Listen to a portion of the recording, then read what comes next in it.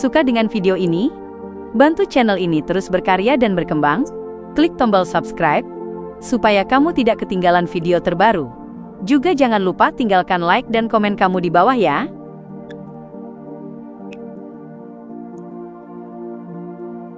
Tracy melihat dua kilatan petir menyala di mata Helen yang indah bak zamrud, saat perak menyilaukan memenuhi seluruh penglihatannya. Dagu Helen yang berlekuk indah tiba-tiba terangkat, seolah-olah ia hendak mengeluarkan jeritan tragis. Namun, tubuhnya mendadak kaku di tempat, lalu pecah, seperti Fata Morgana. Cermin tinggi yang diletakkan di dalam ruangan menjadi retak, dan dengan cepat hancur, serpihannya berhamburan ke lantai. Mantra cermin pengganti. Sosok Tracy, mengenakan kemeja putih murni, celana krem, dan sepatu bot kulit hitam, muncul di sudut tempat cermin berdiri itu berada.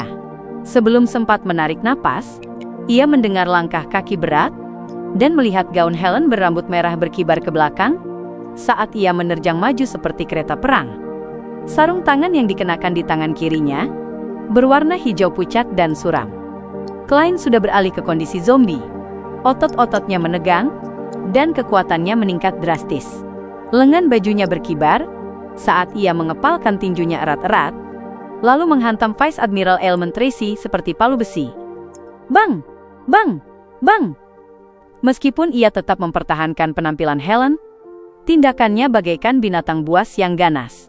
Ia kejam dan mengerikan. Saat ia membombardir Tracy dengan tinju dan tendangan, yang bisa dilakukan Tracy hanyalah menangkis serangan dengan putus asa, tanpa sempat menggunakan kekuatan Beyonder lainnya. Jika jalur urutan 9 yang bersesuaian dengan Demoness of Affliction bukan assassin, yang memberinya kemampuan bertarung dan menghindar luar biasa, rentetan serangan ini sudah pasti membuatnya terluka parah. Bang! Bang! Bang! Tinju Klein memancarkan udara putih membeku, membuat Tracy gemetar setiap kali terjadi benturan. Perlahan-lahan, es mulai terbentuk di permukaan tubuhnya. Inilah penguasaan kekuatan es milik zombie. Melihat darahnya mulai mengeras, Tracy tak ragu dan menerima pukulan itu. Bibirnya memucat, mulutnya sedikit terbuka saat ia mengeluarkan jeritan tak berwujud. Bersamaan dengan jeritan itu, lingkaran ilusi biru menyembur keluar dari tubuhnya, meninggalkan lapisan-lapisan es beku di jalurnya. Dalam 1 atau 2 detik saja, mereka berdua mendapati diri mereka berada di dunia yang membeku. Es tebal dan bening mengelilingi mereka, dengan embun beku longgar menyelimuti bagian luar. Keduanya tampak sangat dekat, tetapi harus menembus berbagai rintangan untuk bisa saling bertarung. Senyum muncul di wajah Tracy yang gagah dan cemerlang, sementara api hitam senyap menyala di dalam tubuhnya. Es di sekelilingnya cepat meleleh, dan ia mulai melancarkan serangan balasan, memungkinkan Ailment Maiden merebut keunggulan. Pada saat itu, ia melihat Helen, yang biasanya rapuh dan ragu-ragu, menjentikan jarinya tanpa ekspresi. Batang korek api yang tak ia sadari menyala, dan api merah menyala melonjak. Dalam sekejap, api itu menyelimuti gaun sosok berambut merah tersebut. Pupil Tracy mengecil, saat intuisi spiritualnya memberinya firasat bahaya yang ekstrim. Dari balik api hitam senyap di belakangnya, Klein melompat keluar dalam wujud Helen. Ia merentangkan kedua lengannya dan memeluk Tracy, sekaligus mengunci lengannya. Pada saat yang sama, ia membuka mulut dan berteriak, "Bang!" Peluru udara tak berwujud melesat keluar dengan daya yang melampaui revolver, setara dengan senapan model terbaru. Peluru itu menembus kehampaan, dan dengan akurat menghantam bagian belakang kepala Tracy. Buff! Peluru itu menembus tengkoraknya, tetapi sosok Vice Admiral Ailment tiba-tiba menyusut, berubah menjadi tongkat hitam yang patah. Mantra tongkat sihir pengganti. Tracy segera muncul secara diagonal di hadapannya. Kancing-kancing kemejanya terlepas, memperlihatkan pemandangan kulit putih yang memikat.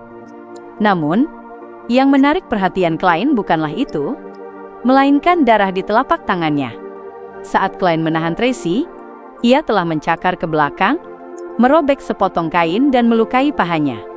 Pada saat ini, Tracy dengan cepat membuka dan menutup mulutnya 2 kali, sementara api hitam ilusi muncul dari telapak tangannya untuk membakar darah tersebut. Ini adalah sihir hitam, Kutukan Witch. Klein tak bisa menahan diri untuk bergetar. Api hitam menyala dari dalam dirinya, dari telapak kaki hingga ke puncak kepala. Tubuhnya dengan cepat terurai menjadi serpihan kertas. Begitu ia muncul di sudut lain, ia merasakan jaring laba-laba tak kasat mata yang tak terhitung jumlahnya berputar ke arahnya. Sebagian keras dan berusaha mengikatnya, sementara yang lain lembut, mencoba merangsang berbagai bagian tubuhnya. Klein, Beyonder yang biasanya sangat tenang saat bertarung, merasakan jantungnya berdebar kencang, telinganya memanas, tubuhnya menjadi mati rasa dan pegal, dengan ketidaknyamanan seperti terserang flu, disertai dorongan agar darahnya mengalir deras ke bawah. Dibandingkan dengan Madame Sharon dari kota Tingen, jaring laba-laba Tracy jauh lebih mengerikan. Klein tak berani meremehkannya, dan segera menjentikan jarinya. Jentikan itu menyalakan seluruh jaring laba-laba di sekitarnya. Api merah menyala menjalar dari sumbernya, dan menerjang ke arah Tracy seperti gelombang pasang. Sejak di Tingen, Klein sudah tahu bahwa jaring laba-laba Demoness of Pleasure lemah terhadap api. Dalam sekejap, bagian tengah ruangan berubah menjadi jaring raksasa yang terbakar. Tracy lengah saat api menyapu ke arahnya. Ia menghembuskan napas, dan cahaya ilusi biru yang aneh menyembur keluar, membekukannya di dalam kristal transparan namun raksasa. Api merah menyala menerjang dan terus melelehkan es, tetapi perlahan melemah. Klein tidak mengambil gelang bertatahkan berlian itu, karena ia tidak yakin efek samping negatif apa yang mungkin dimilikinya. Menggunakan item mistis secara gegabah tanpa pemahaman yang memadai, sangat mungkin lebih berbahaya daripada menguntungkan. Ia menegakkan tubuhnya dan membuka kedua lengannya, membiarkan sarung tangan kirinya diwarnai cahaya matahari yang berkilau. Priest of Light. Pada saat itu, Tracy yang bersembunyi di dalam es merasakan bahwa Helen yang sangat dikenalnya itu mengenakan kilau suci. Di antara alisnya, keteguhan yang belum pernah ada sebelumnya menyembur keluar. Ia cantik dan tak lagi rapuh. Seperti bunga matahari yang mekar, ia bagaikan bunga perang yang ternodai darah. Tracy berteriak dengan suara yang jelas serak. "Siapa kau? Kenapa kau tidak berani menampakkan diri?" Memakai gaun sambil menggunakan penampilanku sendiri akan terlihat terlalu aneh. Lebih cocok memakai penampilan Helen. Klein melepaskan perannya saat pikiran itu melintas. Setelah itu, ia memuji matahari. Sinar cahaya murni yang agung turun dengan api emas berputar di sekelilingnya. Cahaya itu sepenuhnya menyelimuti es dan Tracy. Saat es dengan cepat meleleh dan menghilang dengan kecepatan yang bisa dilihat jelas, cahaya suci yang terang itu meredup lalu hancur. Warna di wajah Tracy memudar saat ia melakukan salto dan dengan lincah menghindari psychic piercing milik Klein dari peralihannya ke jiwa interrogator, membiarkan kerusakan apapun yang ia terima terjadi di dalam berkas cahaya. Light of Holiness kuat melawan undead dan yang tercemar, sehingga terhadap Demoness, serangan itu hanya setara dengan serangan urutan 5 biasa. Bang! Bang! Bang! Tracy melakukan beberapa salto dan menghindari peluru udara Klein, meninggalkan lubang-lubang di karpet. Saat ia berguling, sosoknya menghilang dari pandangan musuhnya. Kemampuan menghilang Demoness. Klein sedikit membungkukkan punggungnya, tetap waspada. Ia menggunakan persepsi spiritual serta naluri bahaya sebagai clown untuk mencari lokasi Tracy. Namun, dalam waktu singkat itu, ia gagal menemukannya. Selain itu, dahinya terasa panas, paru-parunya terbakar, tenggorokannya sakit dan gatal.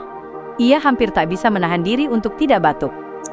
"Tidak, aku tak bisa membiarkan ini berlarut-larut." Pikiran Klein berkejaran saat ia tiba-tiba tertawa dalam. Dengan suara pria yang kaku, ia berkata, "Helen memberitahuku rahasiamu. Dia juga memberitahuku semua rahasianya." Sebelum ia menyelesaikan kalimatnya, persepsi spiritualnya terpicu. Ia merasakan fluktuasi emosi yang kuat di salah satu sudut. Amarah dan kebencian itu mustahil disembunyikan darinya. Klein segera berbalik dan menatap ke sana. Dalam sekejap, lapisan sisik emas muncul di sarung tangan kirinya. Matanya ternodai warna emas pucat, dan pupilnya berubah menjadi vertikal. Tanpa suara, sosok Tracy terungkap, dengan ekspresi kesakitan dan terpelintir. Rambut ikal hitam legamnya yang sangat feminin tumbuh tak terkendali, menyebar ke segala arah. Psikiatris Tracy, yang emosinya telah terusik, hampir runtuh menghadapi serangan itu. Untuk sementara, ia kehilangan akal sehatnya. Klein memanfaatkan kesempatan tersebut dan menjentikkan jarinya. Peluru udara melintasi jarak di antara mereka, melesat lurus ke wajah Tracy yang tetap cantik meski ekspresinya terdistorsi. Tiba-tiba, sehelai rambut hitam legam yang tebal menyapu, mengubah lintasan peluru udara itu. Peluru tersebut menghantam bahu kiri Tracy, merobek pakaiannya dan menyemburkan darah. Bahkan tulangnya pun terlihat. Tracy menjerit nyaring saat api hitam dalam jumlah besar menyembur keluar dari tubuhnya dan menyelimutinya. Setelah itu, kristal es tebal terbentuk di luar api hitam tersebut. Di luar semuanya, rambut ikal hitam legam yang tumbuh liar membungkus Tracy, api hitam, dan es dalam lapisan tebal. Seolah-olah membentuk kepompong raksasa yang terbuat dari rambut manusia. Bang! Bang! Bang! Peluru udara Klein ditembakkan satu demi satu, tetapi hanya menembus rambut hitam dan terhenti di dalam es. Ia berhenti sejenak, dan membuat sarung tangan kirinya memancarkan cahaya matahari. Pada saat itu, tenggorokannya terasa gatal. Tak mampu lagi mengendalikan diri, ia mulai batuk keras. Ia gagal menghasilkan serangan yang telah ia siapkan. Di dalam kepompong rambut hitam, Tracy telah memulihkan kesadarannya. Ia meninggikan suaranya dan berteriak tajam, "Serangan musuh! Serangan musuh!" Pada detik itu, Klein terdiam sejenak. Dalam kekosongan pikirannya, ia merasa seolah kembali ke Backlund, kembali ke saat pertama kali bertemu anjing iblis. Ia tahu dirinya bukan tandingannya, dan hanya bisa berteriak pembunuhan dan tolong, sebelum berhasil melarikan diri dari bahaya. Saat ini, teriakan Tracy memiliki efek yang sama. Bahkan jika tidak ada selusin Beyonder di Black Death, jumlahnya pun hampir sebanyak itu. Terlebih lagi, terdapat cukup banyak Beyonder dengan urutan yang relatif tinggi. Memang, membunuh seorang admiral bajak laut dalam waktu singkat terlalu sulit, bahkan jika ini adalah pembunuhan. Klein batuk 2 kali dan menjentikkan jarinya. Ia menghentikan serangan tanpa ragu, berbalik, dan berlari menuju jendela di kabin kapten. Hal terakhir yang ia perhatikan adalah gelang bertatahkan berlian itu, tetapi ia tak berani mengambilnya. Pertama, ia takut efek samping negatif yang parah akan memengaruhi pelariannya. Kedua, ia khawatir Tracy akan mampu memimpin sekelompok Beyonder untuk mengejarnya, dengan bantuan penentuan lokasi item tersebut setelah pulih. Pengejaran di laut pun akan terjadi. Aku tak boleh serakah. Klein menoleh dan menerobos jendela, lalu jatuh ke dek. 2 bajak laut kebetulan mendekat, dan menusukkan golok mereka ke depan. Buf! Buf! Golok-golok itu menembus figur kertas. Sosok Klein seketika muncul di belakang salah satu bajak laut. Ia merentangkan tangan kirinya, membuka mulut yang ganas dan menyeramkan di telapak tangannya. Saat Klein mengangkat bajak laut itu, Creeping Hunger menggigit makanannya, sebelum Beyonder lain bergegas mendekat. Ia melangkah lebar dan berlari ke tepi kapal. Di bawah hujan tembakan, ia terjun ke laut gelap di bawah langit malam.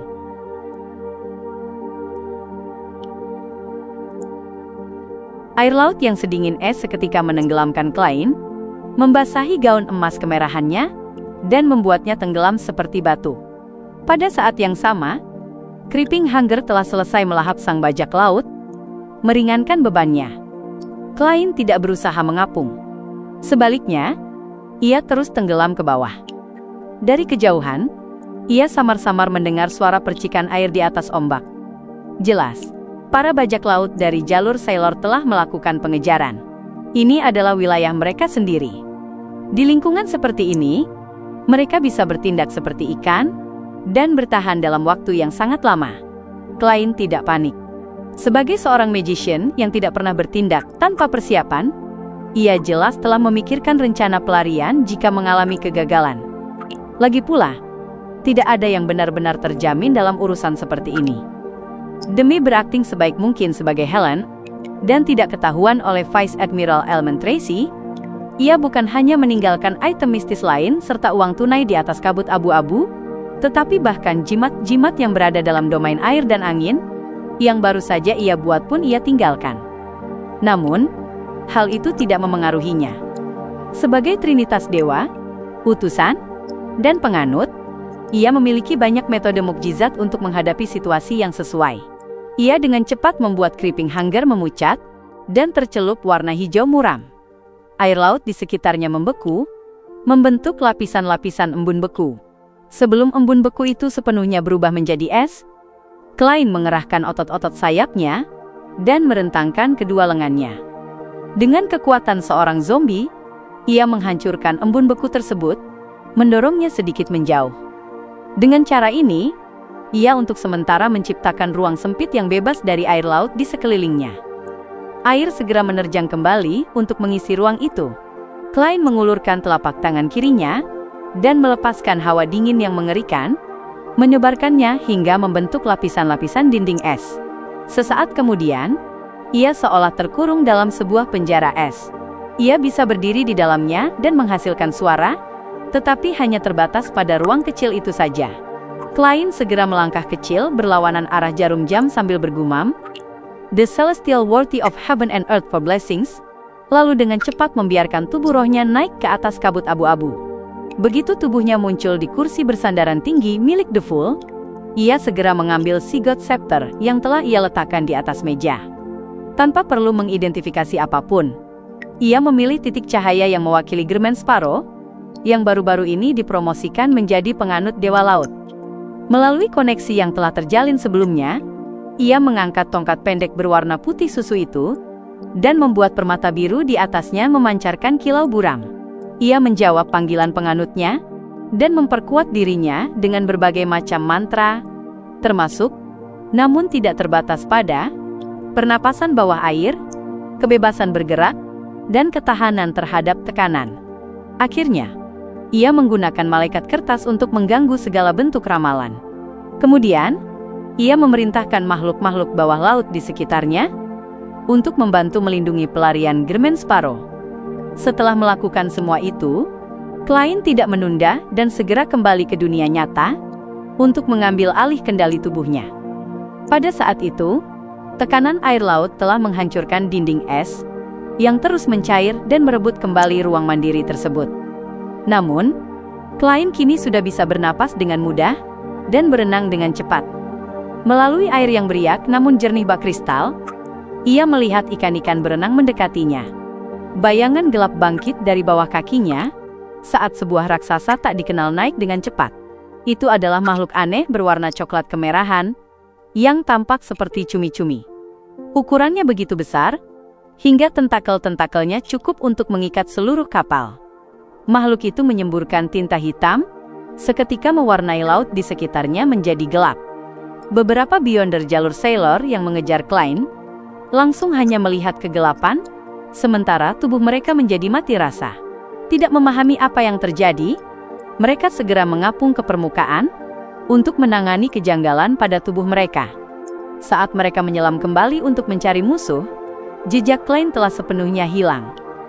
Pada saat ini, Klein berenang di dasar laut dengan perasaan sangat puas.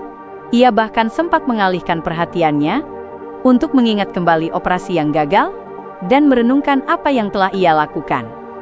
"Aku telah melakukan persiapan yang cukup untuk berakting sebagai Helen." Bahkan Tracy, yang telah berbagi banyak malam dengannya di ranjang yang sama, tidak bisa langsung melihat menembus penyamaranku. Ini mempercepat pencernaan ramuan. Dalam proses ini, aku tetap harus mengatasi rasa jijikku dan menemukan cara untuk sekaligus masuk ke dalam peran dan tetap terlepas darinya. Ini sangat membantu pencernaan ramuan. Untuk pertempuran ini, pada dasarnya aku sudah melakukan yang terbaik.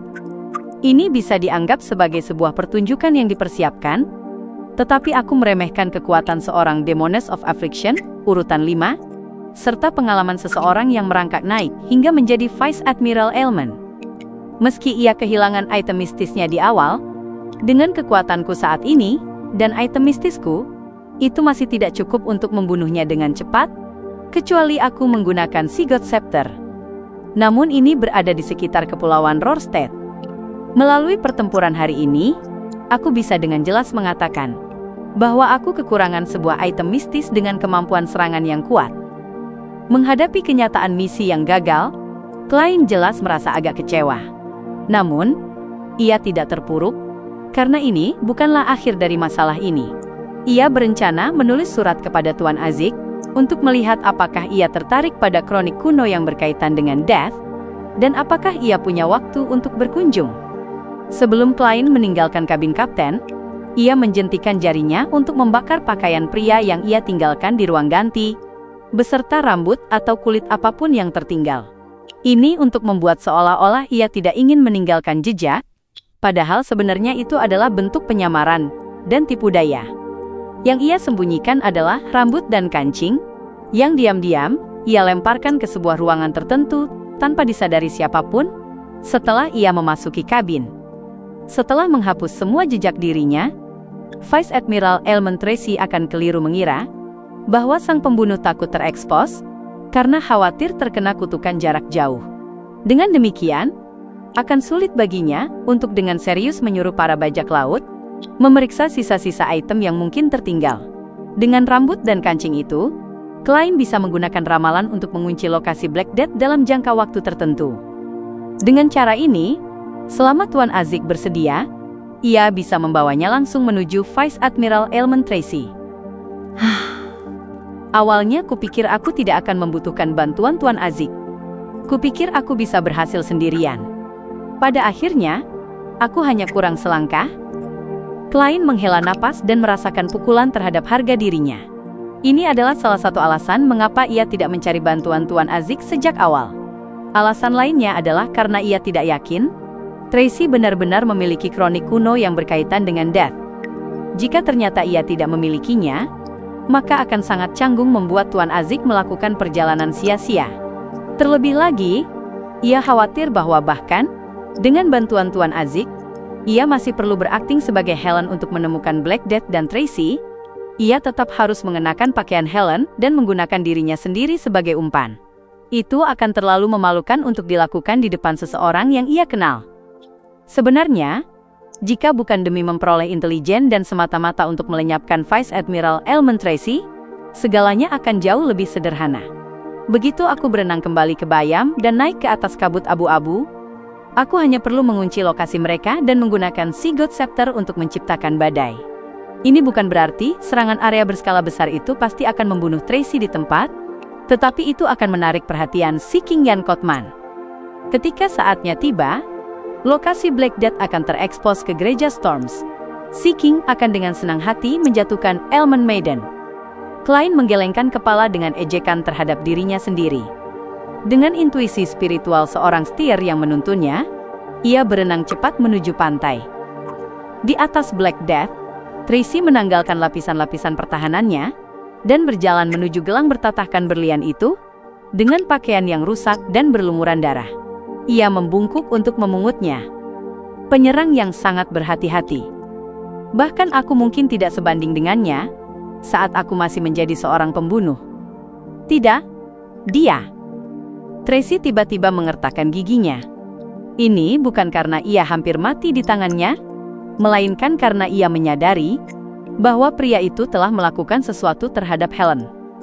Menurut cara Kaisar Rosel mengatakannya, ia mencurigai bahwa ada sesuatu yang hijau tumbuh di atas kepalanya.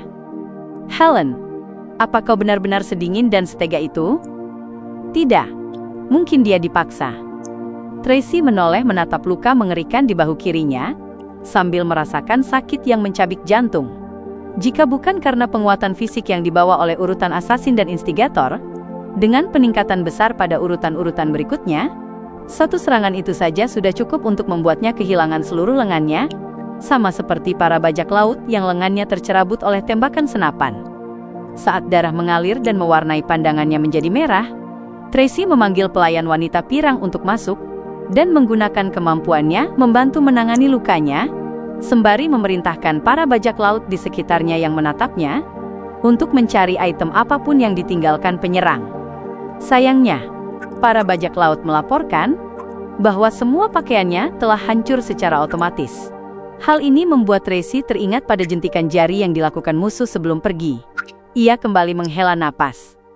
Betapa berhati-hatinya. Lagi pula, dia sama sekali tidak serakah. Jika saja dia mengambil gelang itu, maka aku tidak perlu khawatir tidak bisa mengejarnya.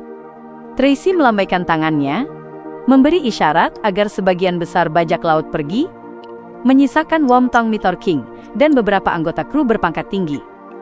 Perwira ketiga, pergi ke Bayam lagi. Lakukan penyelidikan menyeluruh untuk mencari tahu dari mana kelompok perlawanan menemukan Helen itu. Perintah Tracy dengan suara hikmat.